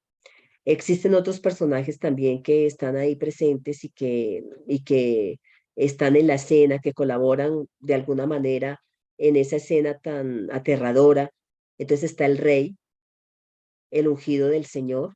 Fíjense qué interesante. Nosotros acabamos de hablar del ungido de Yahvé, que era el rey, pero que sobre los hombros del ungido de Yahvé estaba la responsabilidad muy grande de establecer la justicia, porque era Yahvé el que reinaba a través de los reyes. Por eso la denuncia de los profetas era tan fuerte. Entonces está ahí el rey como el ungido de Yahvé y el salvaguarda del pueblo. Ha sido rechazado por Yahvé, dice en el capítulo 2. Se ve obligado a vivir entre gentiles, ahí en el capítulo 2 versículo 9. Habla de los príncipes también, de los príncipes de piel delicada. Estoy siguiendo el texto bíblico, ¿no? De los príncipes de piel delicada, que la tienen ahora reseca como leña, capítulo 4 7 al 8. Habla de muchos nobles que han sido asesinados, o sea, de los príncipes, y los que han sobrevivido caminan desfallidos porque han sido rechazados por Yahvé, se ven obligados a vivir desterrados entre los gentiles. Otro que aparece aquí, otro personaje, son los profetas, que son los causantes en parte del drama actual, porque ellos profetizaron mentiras, porque ellos no recibieron visiones del Señor, son asesinados y sin misericordia en el templo. También aparecen los ancianos, que son la imagen de la honorabilidad y del buen gobierno, del legado histórico y religioso de Israel, no de los judíos, pero representan acá se están representados en varias escenas en silencio de duelo, se tienden sobre las calles, mueren de inanición, sin que nadie se apiade de ellos ni los respete. También aparecen las mujeres violadas, son violadas. La imagen de la acción violada, que es por la imagen de las mujeres, aparecen las criaturas, o sea, los hijos, los bebés, que son devoradas por sus propias madres que quieren sobrevivir. Los niños de pecho mueren por las calles de hambre y sed, los jóvenes son sometidos a trabajos forzados, son asesinados, ¿no?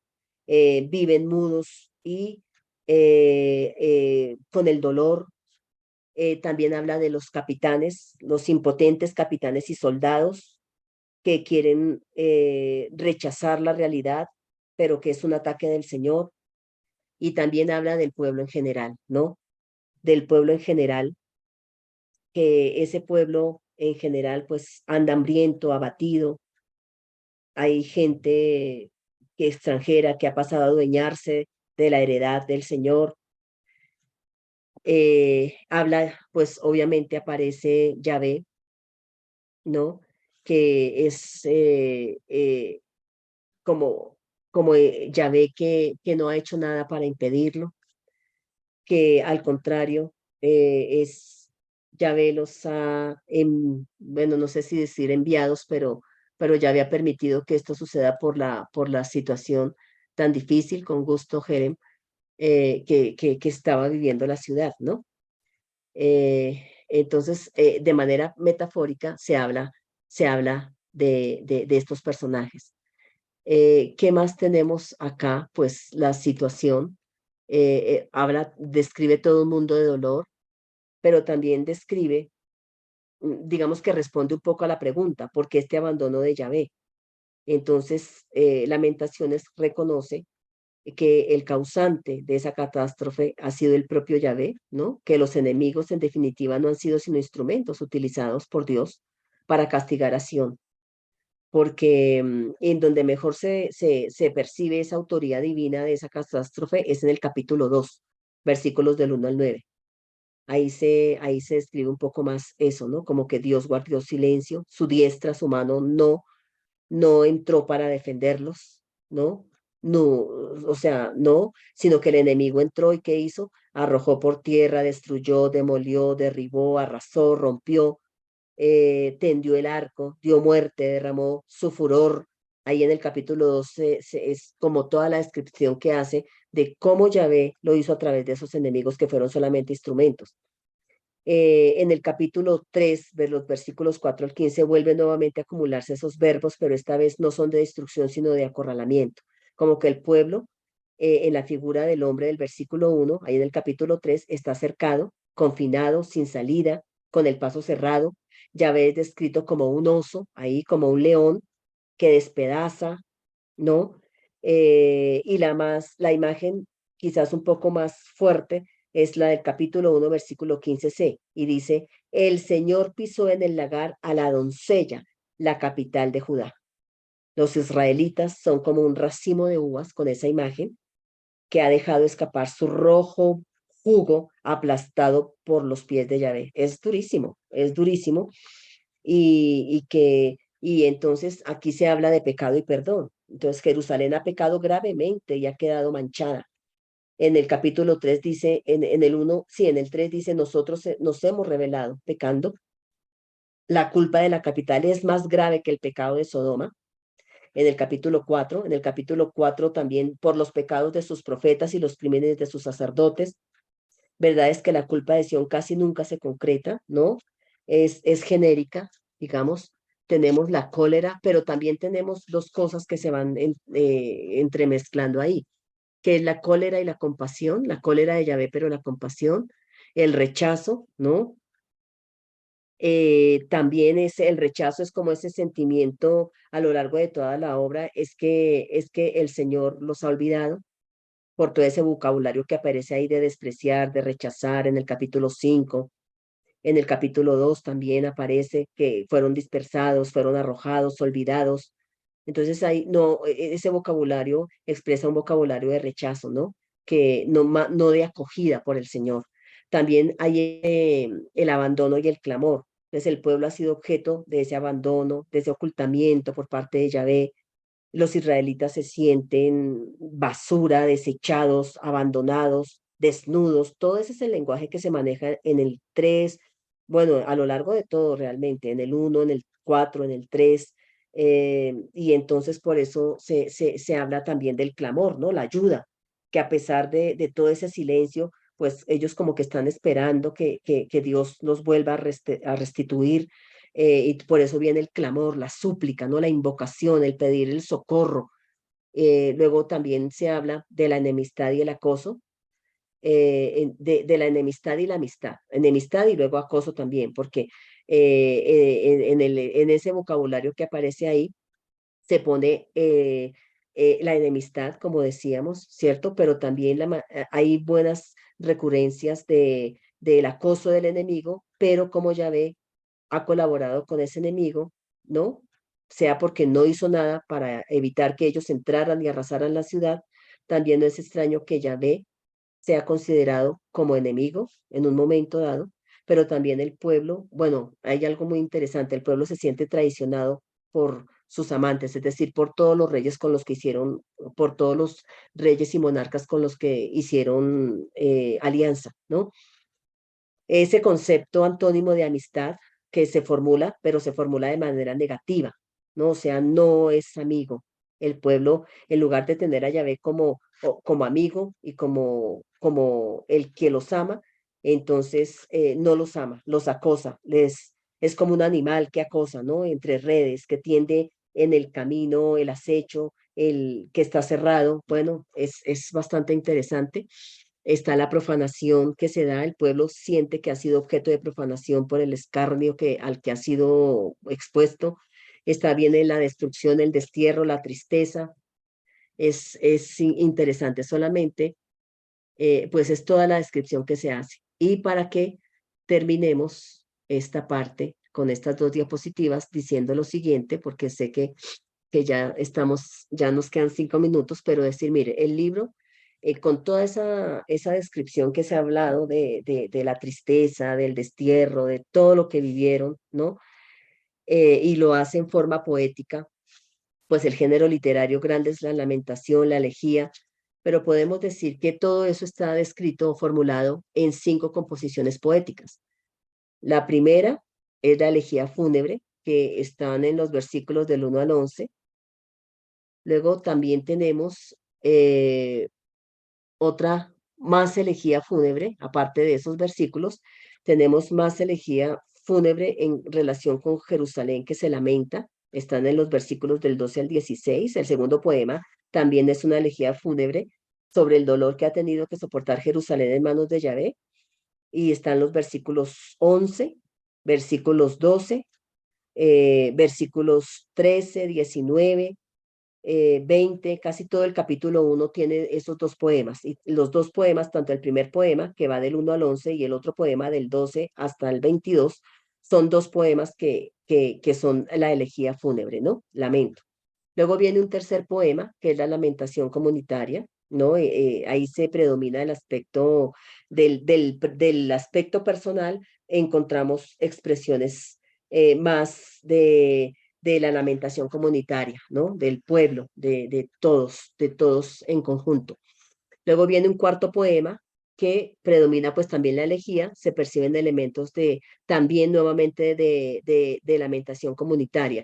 ¿Cuál es la diferencia entre la lamentación comunitaria del tercer poema? Que también aparece lamentación individual. Entonces hay lamentación individual y comunitaria. Y en el cuarto poema es la lamentación comunitaria, también el lenguaje profético, ¿no? De interpelación.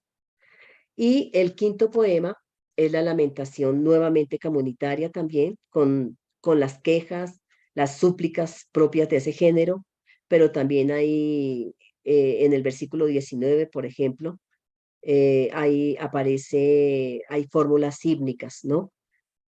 Fórmulas de himno, de himnos, ¿no? En el último capítulo.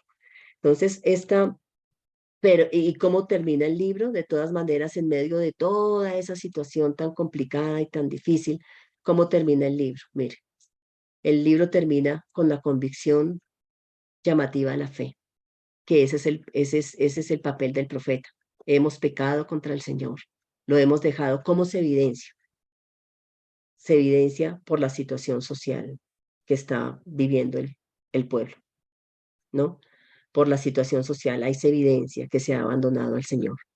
Pero en medio de todo eso viene el profeta no solamente a interpelar y a denunciar el pecado, sino que también el llamado a la fe, el volver, porque el pueblo se levantará, porque el amor de Dios es más grande y el amor de Dios le restaurará. Entonces el libro, si bien es cierto, es toda una descripción de una situación bastante difícil y dura que tuvo Israel en ese tiempo, en ese momento histórico. No obstante, hay profetas del posexilio, ¿no? Como Zacarías, Malaquías, y del mismo exilio, Jeremías, Ezequiel es del exilio. Ezequiel es bellísimo. Jeremías es bellísimo, donde a pesar de toda la situación de desesperanza y toda esa situación de bueno, tan dura, no obstante la esperanza nunca se aparta, porque ellos saben que ha sido Dios el que les está dando, ha permitido pues como una lección para arrepentimiento, pero que Dios los restaurará. Y viene la bella imagen del profeta Ezequías de los huesos secos, ¿no? El pueblo volverá a vivir. Eso es una cosa bellísima.